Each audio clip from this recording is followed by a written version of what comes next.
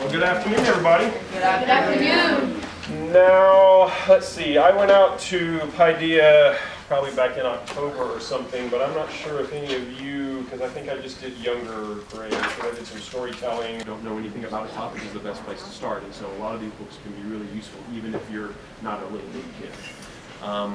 You also may have noticed we walk, get whatever you help you get whatever you need. The last few computers that you haven't seen in the building are right upside here. People are doing some more heavy duty work. So, good plan. Yes. Right.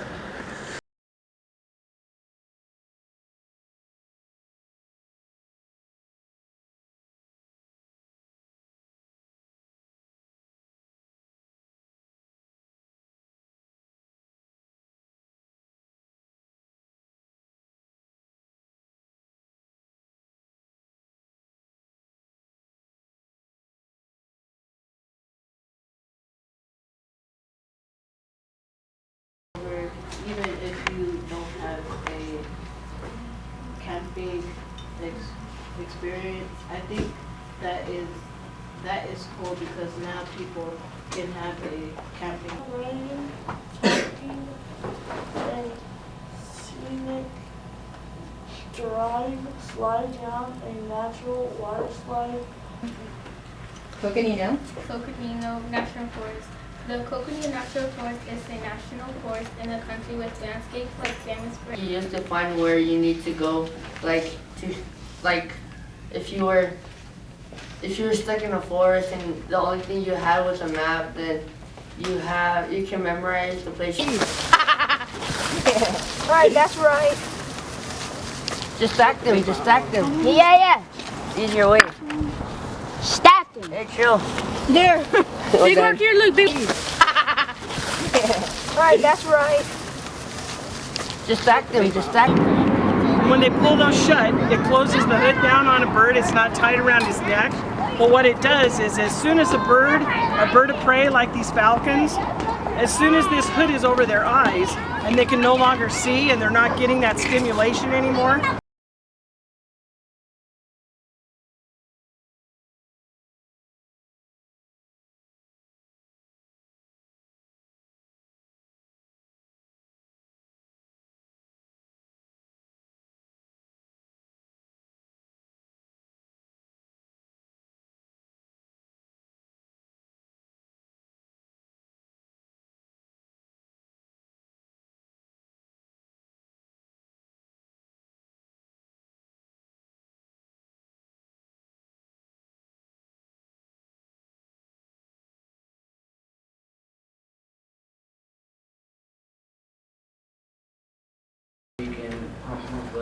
Okay. More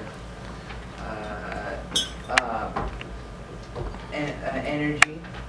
They have another like an eye. It's like what we have. The eyelid? Yeah. But they have one going to the side, so when they go down to catch the prey, Very they good. won't get a lot of air in their face. Okay. My favorite part was when we actually saw falcons fly fly when we were seeing them. That was really cool. Go ahead. One thing, quick. My favorite part was when they passed around the stuff because it was really cool and we got to see what they put on them and what they use for them to catch the fake prey stuff. Very good. Go ahead. My favorite part about the falcons is that how I got to learn more about them and how I got to know how they got to save them and what happened to them.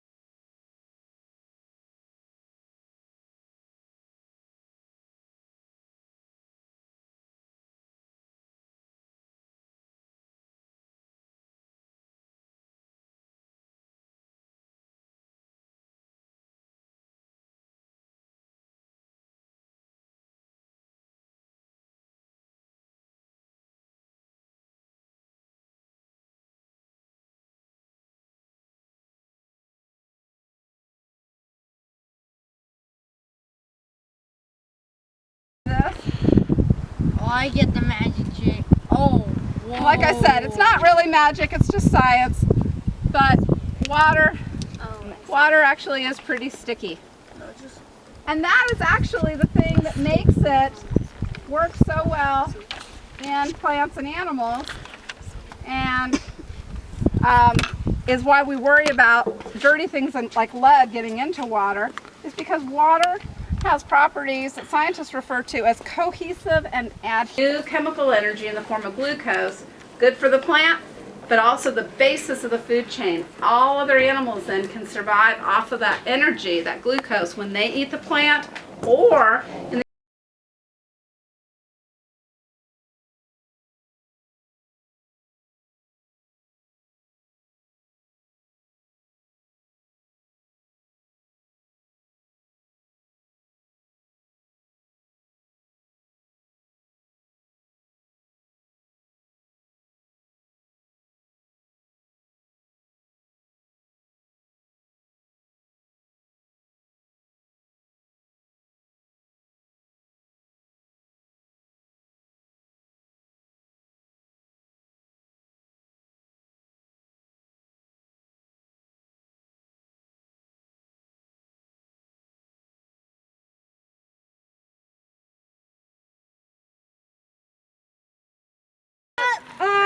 Head up, arms back, arms back, legs crossed, legs crossed, butt out, giant TikTok. A guy who really doesn't want to give up on his dreams and Always wanted money, and the way he tricked people is that he actually convinced the warriors to actually buy his stuff. Like once he had a tree and he liked it there, so he started learning about math, science. There's Dane, DeAndre, Matthew, Carlos, and Makai, and they all went into the woods and they went exploring. The job is to see that smoke and to look through the firefinder here. This is nothing more than a big compass, and it's set up this tower square with the world. There's north, south. Through here, this gives me a compass when I point this at the fire.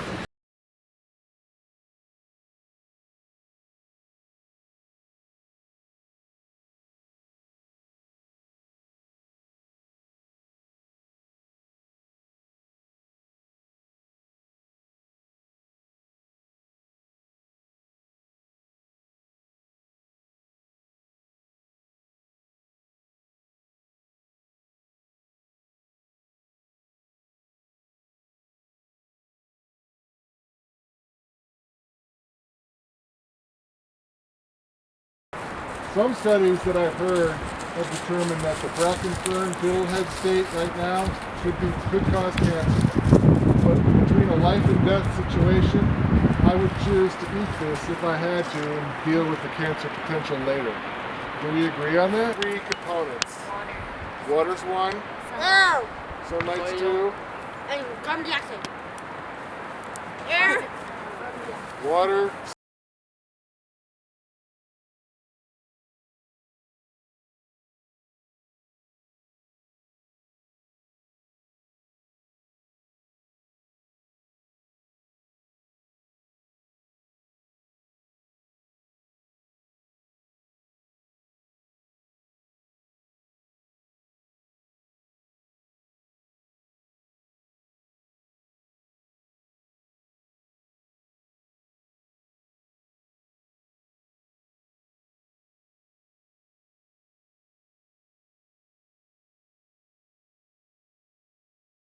It's delicious. I need some butter. It tastes like the smell of the swamp. That's what it tastes like. And that will definitely have enough nutrients in it that you could live very nicely eating crawdads. 6 or 7 of those will sustain the you for a heads have day a lot of nutrients. if you don't do anything They're physical. disgusting.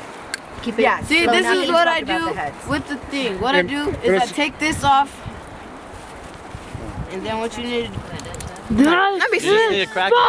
Now Oh, it's expecting a crack there. Follow the crack. I can't. It hurts so bad. Here, take those legs off. Right, so, right there.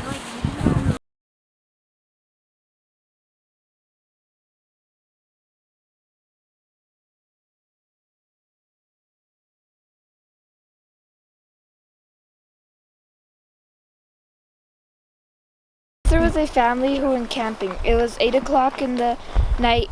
Then they took out their tents and sleeping bags. There was this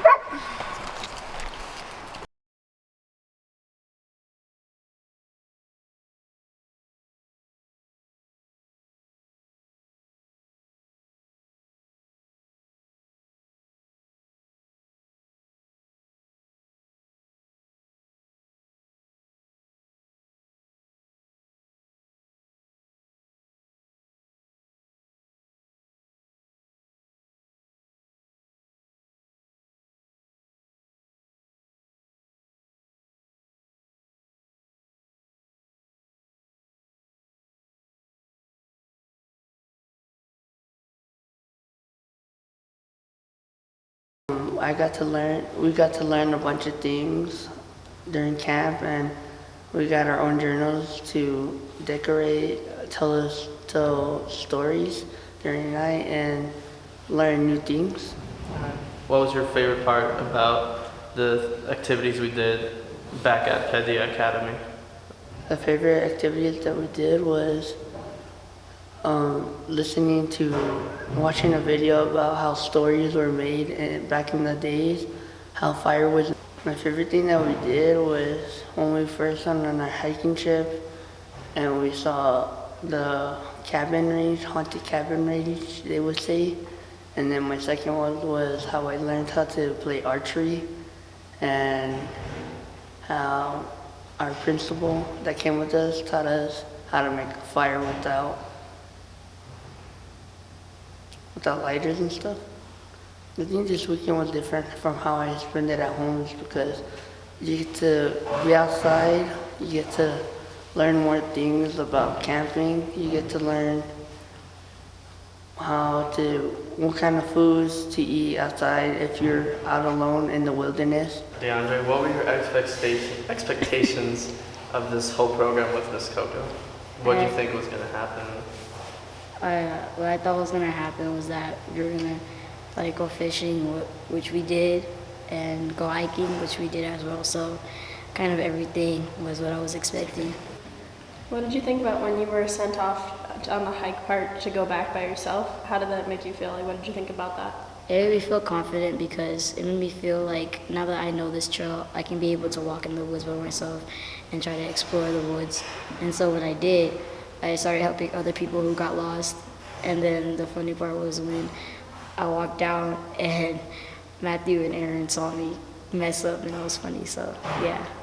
Did it help you learn better when you were outside doing the activities? Yeah, it made me learn that I need to just relax, and I can't be so overconfident about things. I just need to relax and try to have fun.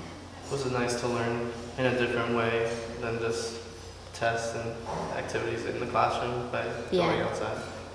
I have thoroughly enjoyed my experience with Ms. Coco. She's brought the indoor or the outdoor into the classroom, and I really appreciate all her hard work and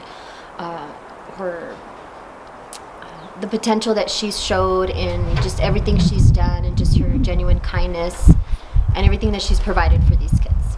I have seen them definitely grow in different levels, in different ways, as far as becoming more self-reliant and being responsible with, for example, being out in the wilderness and being self-reliant with the things that you're responsible to take, and just really having them learn through the experience itself. What do you think of integrating these outdoor type activities with education? I think that it's a wonderful idea because these students are really secluded to, a classroom or a home, and it's just back and forth from those two. So for them to be able to get into the city or out into the woods or into a library, I think it really broadens their perspective as far as different ways that you can learn. Another experience I really liked was being here at Camp Collie. It really allowed us to live the book and to really experience the things that Sam went through, as far as, when we had to hike up by ourselves, just what it's like to be in the woods kind of by yourself and developing that self-confidence. And my overall experience, just getting to know Ms. to implement things that are taking place outside into the classroom, like things that we did, like the trail making was really interesting as well. The falconry was awesome. I really enjoyed looking at those birds up close. Miss Coco, I want to just thank you so much for getting to know my students and really taking the time and the patience and always seeking greater opportunities, providing the kids with things that they might not ever see in their lives. So thank you so much for your kindness, and I really have gotten to know you and understand you. You've really helped me gain better perspectives of how I can become a better educator as well. So thank you very much for your time and for everything that you've done, especially, you know, being here at Camp Collie. So thank you very much.